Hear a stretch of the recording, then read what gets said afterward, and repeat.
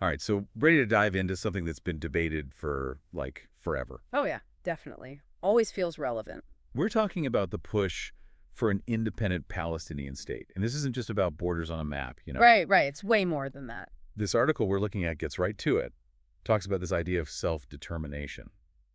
But for Palestinians, it's not just an idea, is it? It's something they've been denied for, well, a really long time. Yeah, and the article really emphasizes that. It's about recognizing their right to basically exist as a nation, like a fundamental human right. Which is a pretty powerful statement when you put it like that.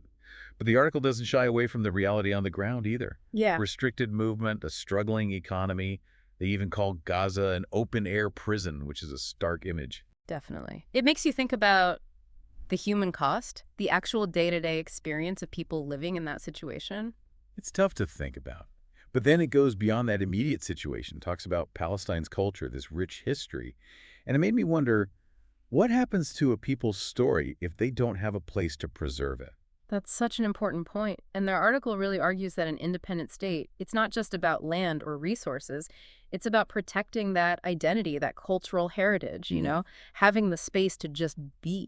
And speaking of space, the article then zooms out even further. It argues that this isn't just a regional thing, it impacts the whole world. Like, they even use the phrase domino effect, but in a good way. Right, right. That resolving this conflict could lead to more peace-building efforts globally, like a positive chain reaction. It really makes you think about how connected everything is.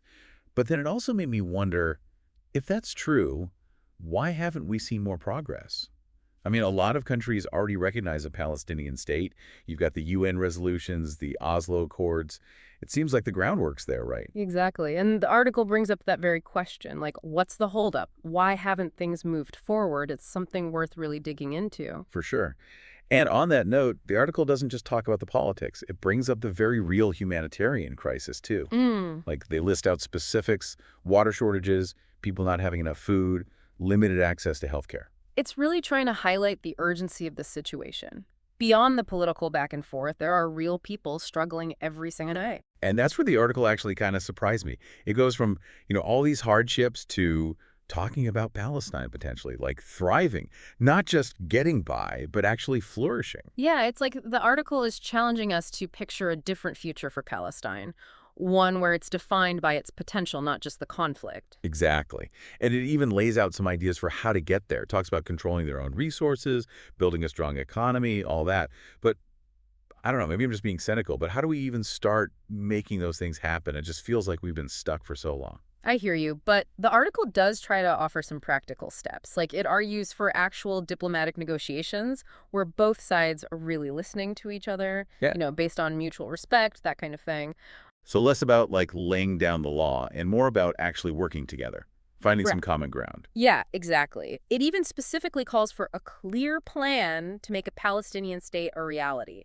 Not just talking about it, but like actual concrete steps. Okay, so it's saying enough talk, let's see some action. But I mean, let's be real, negotiations haven't exactly been a magic solution so far, have they? Right, and the article acknowledges that. That's why it goes even further. It says there's this one crucial thing that needs to happen, a complete end to the occupation of Palestinian territories. No more ifs, ands, or buts about it. So it's saying that's like the foundation. Like you can't really build anything lasting without addressing that first. Exactly. It's like trying to build a house on like quicksand. Yeah. You need that solid ground, that recognition of Palestinian self-determination before anything else can happen. Makes sense.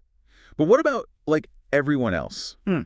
Does the article say anything about what role the rest of the world should play in this? Or is it all on Israel and Palestine to figure it out themselves? Oh, no, it definitely emphasizes the international community's role. It's not just about being a spectator. It's about actively supporting a just and lasting peace. So more about holding everyone accountable, making sure everyone's playing by the rules, that sort of thing. Exactly. It calls for international pressure, support, making sure agreements are actually followed, like taking a more proactive approach instead of just reacting after things escalate. It's almost like the article is laying out a roadmap, a way forward, highlighting what needs to happen, what the potential problems could be, that kind of thing. Yeah, and it stresses that this isn't just some abstract political thing. These are real people's lives we're talking about. There's a real urgency to finding a solution. Right. It's not just a game. And I think that's what struck me about how the article ends, too.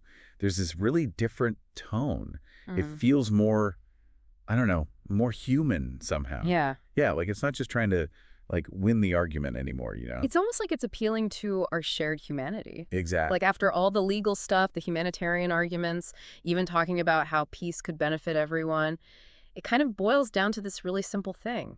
Is it right or is it wrong? Yeah, like it makes you really think about what kind of world we're okay with living in. It's a powerful way to frame it. Because are we okay with just accepting these injustices? Or do we want to actually fight for a better future? For everyone. It's a big question. And it really brings it home that this isn't just some abstract political debate. It's about real people. Exactly. And I think that's what I found so powerful about this whole article, actually.